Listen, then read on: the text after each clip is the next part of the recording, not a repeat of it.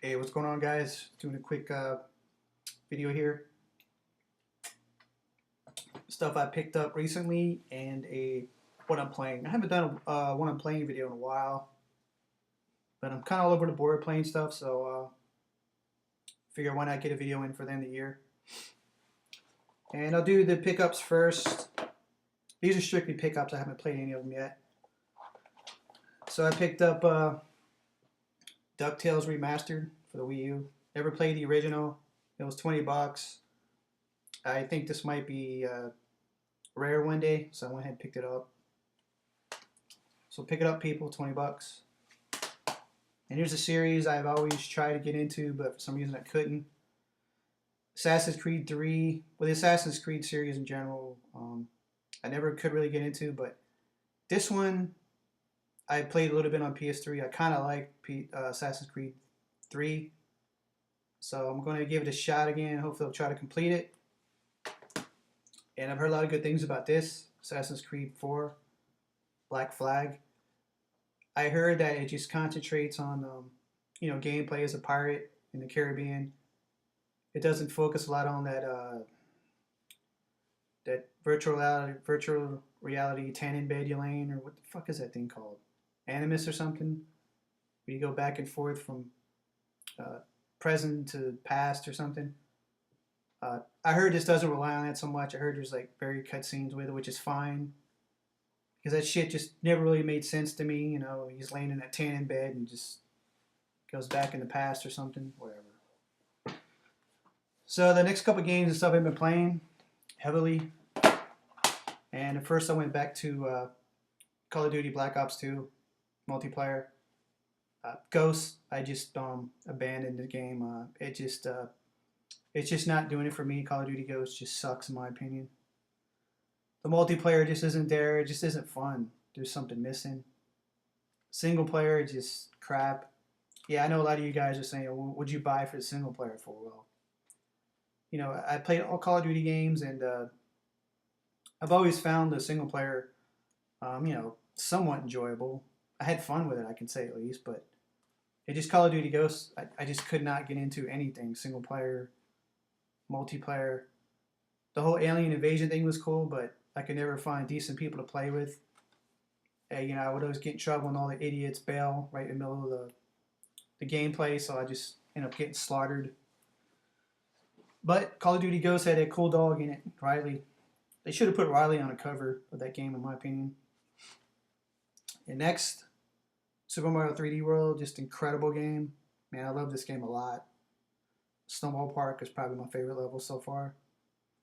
And as much as I hate to admit, I'm actually stuck in this game right now, so I hate admitting that I get stuck in Mario games, because you would think after all these years I would know all the puzzles and curveballs that they could throw at you, but every year they come up with a new game, or every couple of years, and it's a whole new set of puzzles or ways to get through a level. It's just like, man, they did it to me again, So I love the way the game looks, plays, sounds, everything about it. So great job, Nintendo, on this one.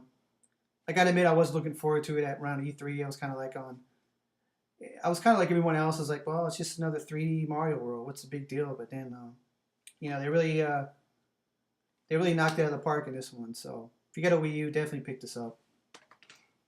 And another game I wasn't planning on getting, because the previous versions on the DS I didn't like at all. I thought they were gimmicky, uninspiring to play, and those were the Legend of Zelda games. But I went ahead and picked up Legend of Zelda: Link Between Worlds, and I don't regret it, because I'm really surprised how much I'm liking this game. It's actually hard to put down. I'm charging my 3DS now because I was playing it all day today. I took my car to get service. I'm sitting here in the customer lounge playing it. So, but anyway, highly recommend this game. I hope they can take like this formula and apply it to the Wii U version of Zelda. If they do something like that, just the formula, the way the game's laid out, and the renting of items and the quick travel around the map, that'd be just awesome. So another great job, Nintendo, on that one. And the next four I got are PS3 games. Metro Last Light, I got a good deal on this. It's your standard first-person shooter. There's nothing to write home about, really. I paid $20 for it, so if you're into first-person shooters, you got some time to kill, you know, pick it up. It's not gonna blow you away. My biggest complaint with this game so far is, in the game, your character, he doesn't talk, but he has like a coworker, not coworker, but a teammate, AI controlled teammate, and the guy just talks the entire fucking time, man. He just from point A to point B, he's talking and telling you stories of the apocalypse and why that tower's blown in half. It's just like, shut the fuck up, man. Like why the monsters look the way they do. It's just really very annoying to have this guy talking to you the entire time. I mean, you got to play it to really know what I'm talking about. Once you play it, like 15 minutes in the game, you're like, Jesus Christ, man, shut the fuck up, But anyway, here's another game that didn't do anything for me. Remember Me, as I like to forget. As I like to call, they should have named it Forget Me. I got it pretty much free with some trading credit. I was like at the store. They didn't have much to pick from. I was like, well, okay, I'll give it a shot. Maybe Capcom did something right this time. Wrong. I put it in. I played like an hour of it. The developers, they were like all over the place with this game. She's like this futuristic chick. I think she was in a coma or something, or some kind of suspended state or some shit. But she's in the future with robots. I don't know, man. It's just I'm going to try to go back and try to play it, give it another shot, but the combat's clunky. The enemies are just stupid looking. I would have thought somebody, a development team would have said, right mid through the game's development would add at least the balls and say, you know what, guys, this shit ain't working out. Just let's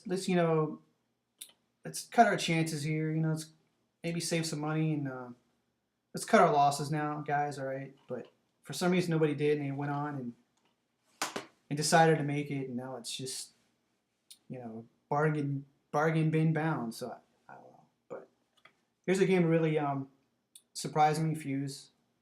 It reminds me a lot of Binary Domain. So if you like Binary Domain, you'll like this game. 4 squad-based shooter, 4 guys in the squad. But in this game, you don't separate so far. I haven't come to that yet. But it's just an awesome game.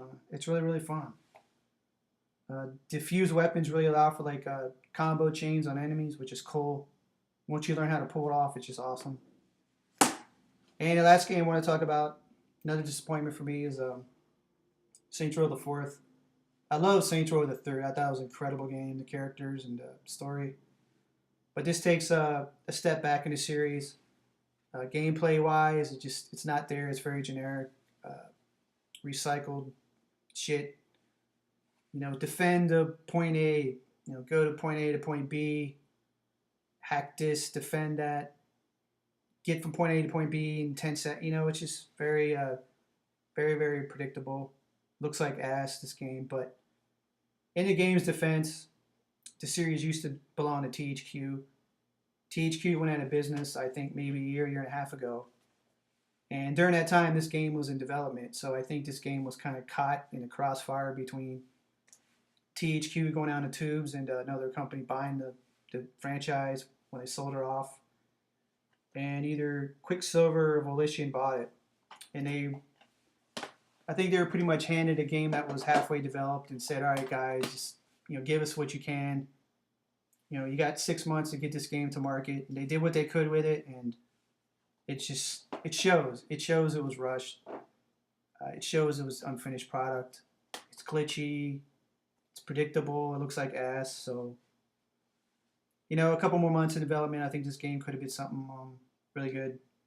So if you're a fan of Saints Row the 3rd, I would definitely wait till this dropped at like $20. And you won't feel that bad when you're playing it. I paid $30 for it, and I'm still kind of like, man, that was too much. So, that's my quick video, guys. Have a Merry Christmas, Happy New Year's. Take care. Watch yourself on New Year's. In my opinion, I wouldn't even bother going out, but I know a lot of you guys will and get fucked up. So, anyway, take care, and got any comments, feel free. Thanks.